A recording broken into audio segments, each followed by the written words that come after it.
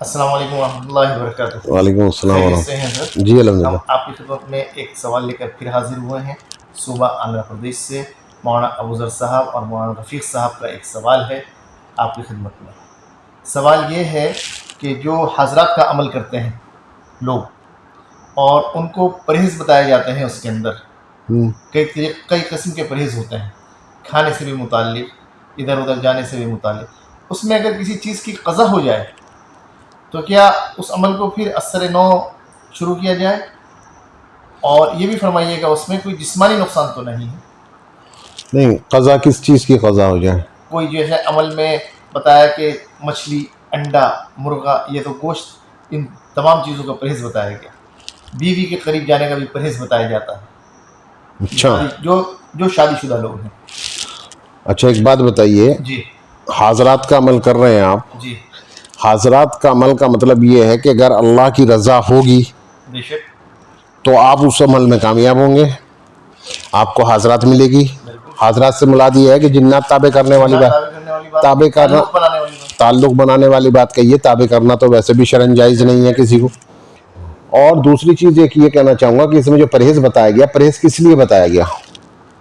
مطلب پرہیز کس وجہ سے کیا جاتا ہے؟ یہ اکثر آپ جو فرما رہے، بہت اچھا سوال ہے آپ کا، کہ پرہیز کس چیز کا پرہیز؟ بیوی کے پاس جانے کا پرہیز کیوں؟ گناہ ہے بیوی کے پاس جانا، ہیں؟ ثواب ہے وہ۔ تو پھر کس چیز کا پرہیز؟ کھانے کا پرہیز کس وجہ سے؟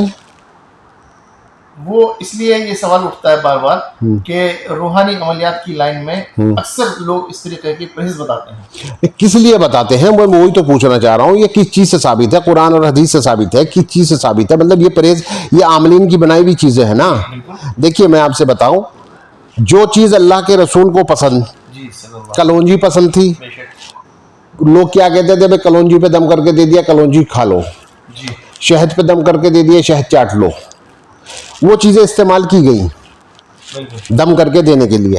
اب دم کر کے دو، آج کل کی عوام کی بات بتا رہا ہوں کہ ہمارے عقیدے اتنے کمزور ہو چکے ہیں کہ اب اگر ہم کسی کو کوئی چیز دم کر کے دیتے تو اس کی سمجھ میں نہیں آتا جب تک کہ اس سے 1000 2000 3000 کا سامان نہ منگایا جائے۔ تو وہ چیز ہے نفسیاتی علاج کا معاملہ۔ اسی طریقے سے رہا جہاں تک حاضرات کا معاملہ، حاضرات میں کسی بھی چیز کو ترک کرنا، جائز چیز کو، نہ تو شرعاً جائز ہے نہ ویسے جائز۔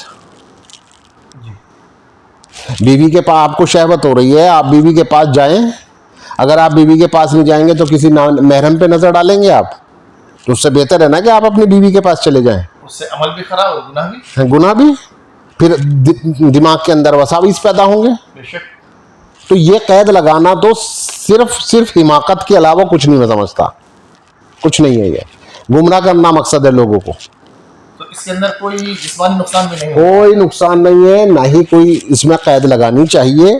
اور حاضرات کا عمل میرے خیال سے تو کرنا بھی نہیں چاہیے، میں یہ سمجھتا ہوں۔